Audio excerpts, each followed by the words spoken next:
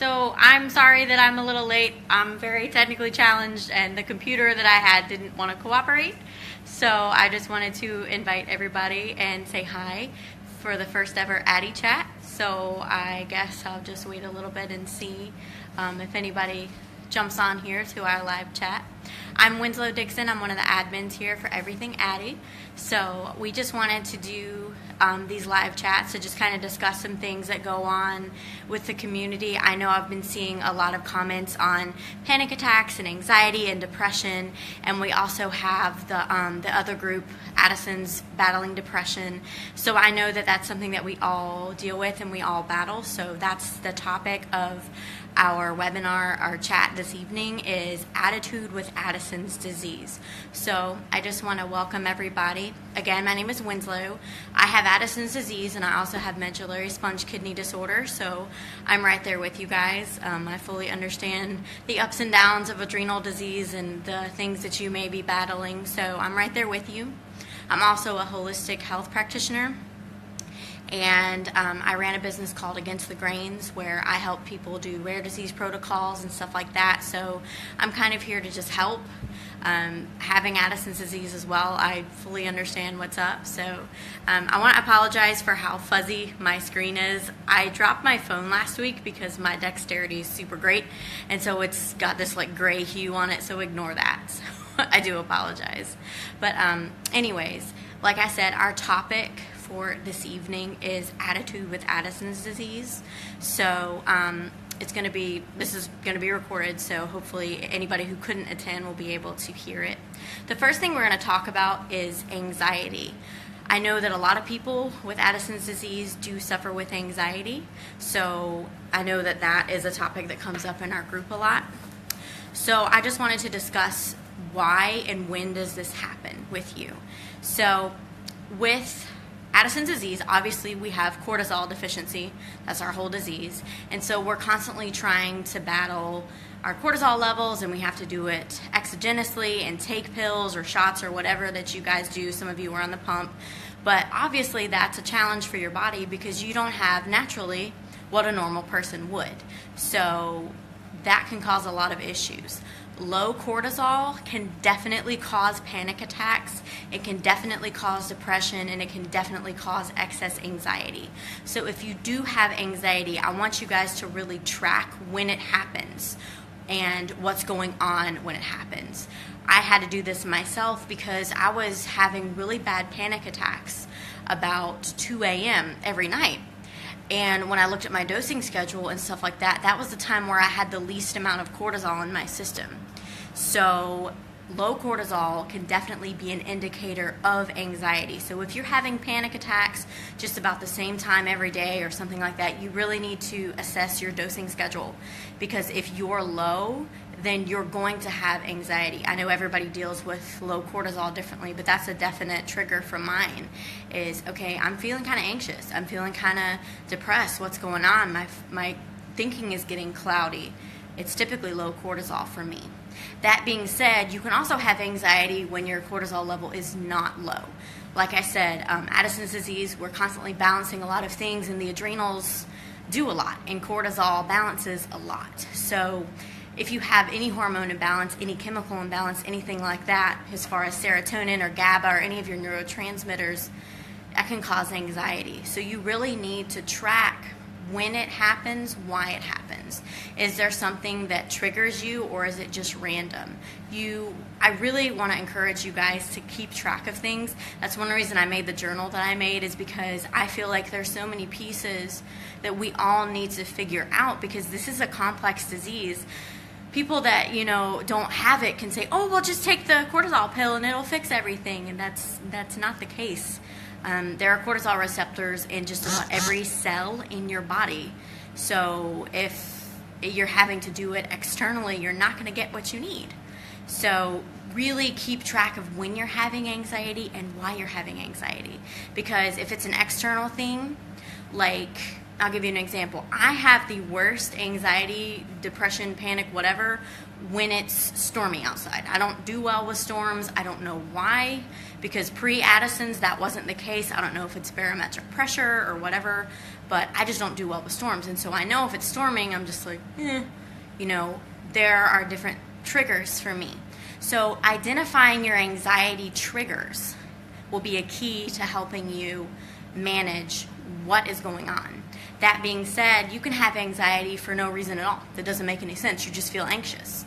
That's something that you definitely need to talk to your healthcare practitioner about. You need to have the conversation, because you don't need to be facing Addison's disease in constant anxiety.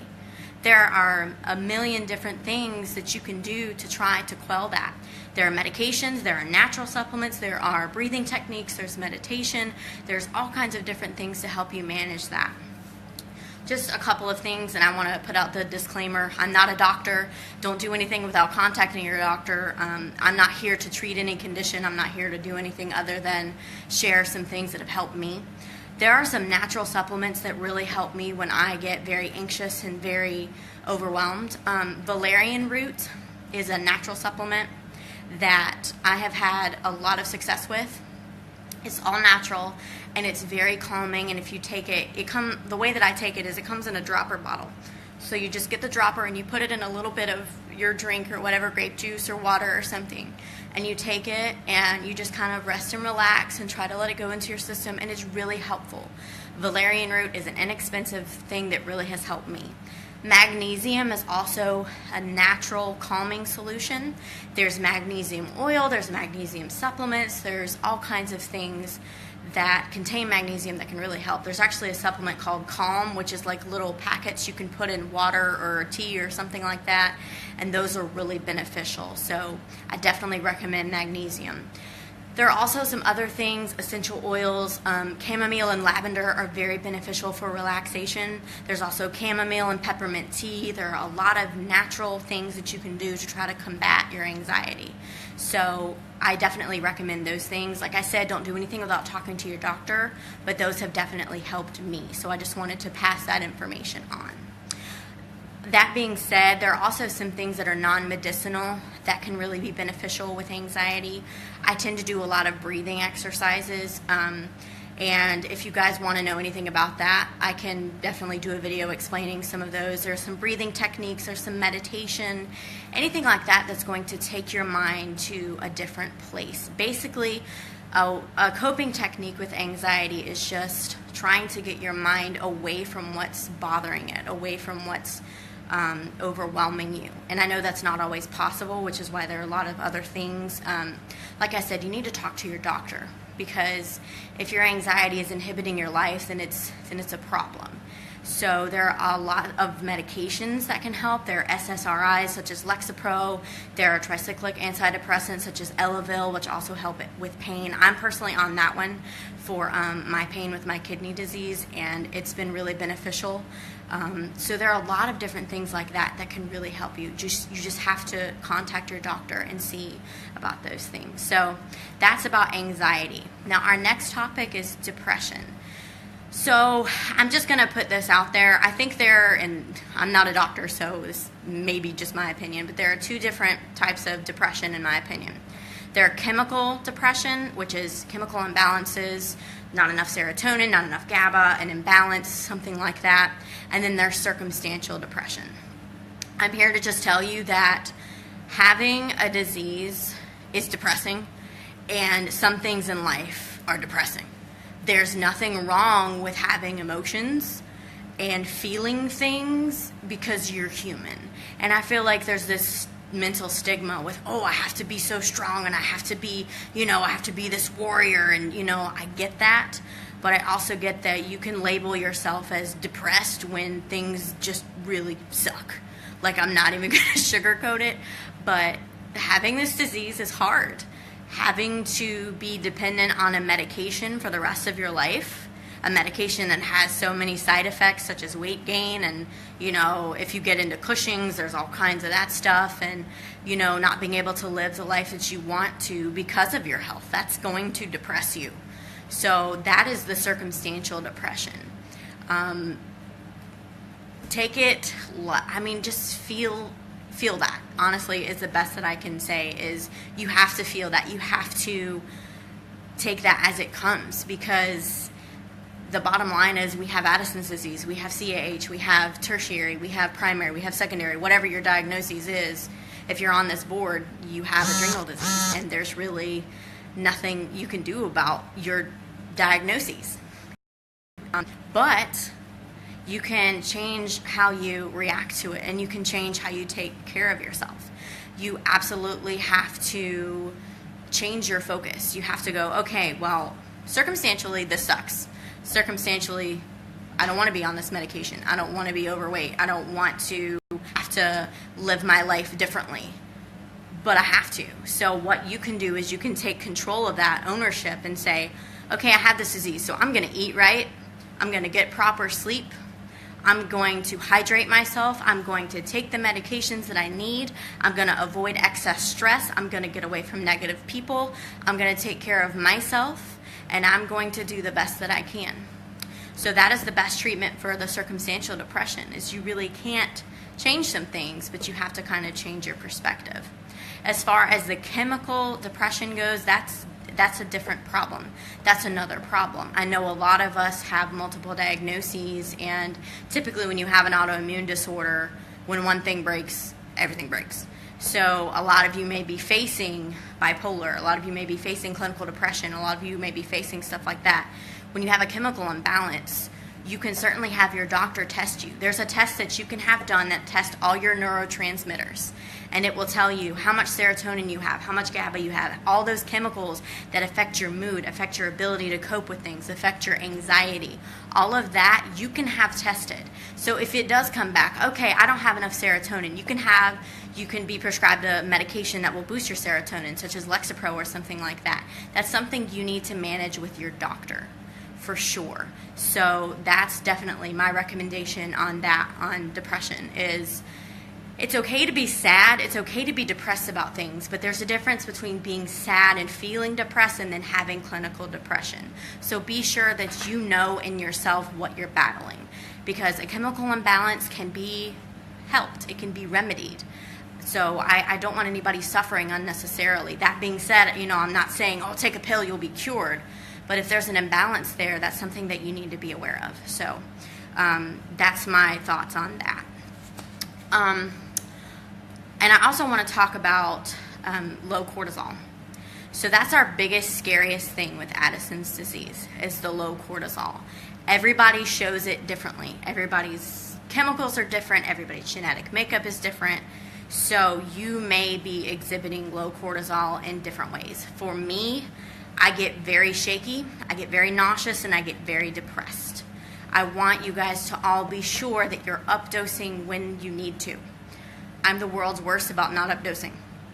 And I will have issues because I go, oh, well, I don't want to take excess steroid, I don't want to gain any more weight, and blah, blah, blah, and then I'm suffering miserable. So I definitely want you to be aware of your low cortisol symptoms, because depression can be a part of it. If you're constantly feeling puny and awful day after day after day, and I know with this disease we never feel great, but there are times where we feel better than others. But if you're constantly in a mindset of, I don't want to live anymore, I don't want to be in this life anymore, you really need to assess that. And for me, I have had Addison's disease. I've been diagnosed, I almost died on my 23rd birthday, about to turn 26, so almost 3 years. I found out I wasn't absorbing the pills correctly. I don't know why, but my body just was like, nope, we don't like them anymore, we're done. So I have just recently switched to shots. I've only been on shots 2 days. But I can tell a difference because of how my body is. My mind is much sharper than it was on the pills, and I feel like my body was trying so hard to absorb things, and I couldn't think clearly. So if you are feeling constantly puny, we need to look at why. It may not be cortisol. It may be the other chemicals that I mentioned, maybe your neurotransmitters or something like that. You have to be your own advocates for this disease, but the bottom line is nobody understands it. And that's why I'm so determined to go back to medical school, because I get this crap and I'm going to fix it. That being said, there are a lot of avenues and issues with this. Typically, people with Addison's disease have issues with potassium, and we have issues with electrolytes. So there are a lot of chemicals that you need to be aware of. So I definitely want all of you to have a conversation with your physician regarding your chemicals, regarding your labs, regarding stuff like that. Request a neurotransmitter panel, really, because that will help you a grand deal. Because if you don't have enough serotonin, it doesn't matter how many funny videos you watch, it doesn't matter how many silly songs you sing. If you don't have enough serotonin, you're not going to be able to do what you need to do. That being said, if your energy levels are struggling or something like that, maybe your electrolytes are off. You have to dig into your own puzzle. No doctor's going to do it for you. They're going to see you for 30 minutes and go, okay, she's breathing, she's not dead, she's fine. But you know, in reality, you're laying in bed day after day after day after day going, I don't feel good, I don't want to be here, what am I doing? Really, contact your doctor if you're just puny.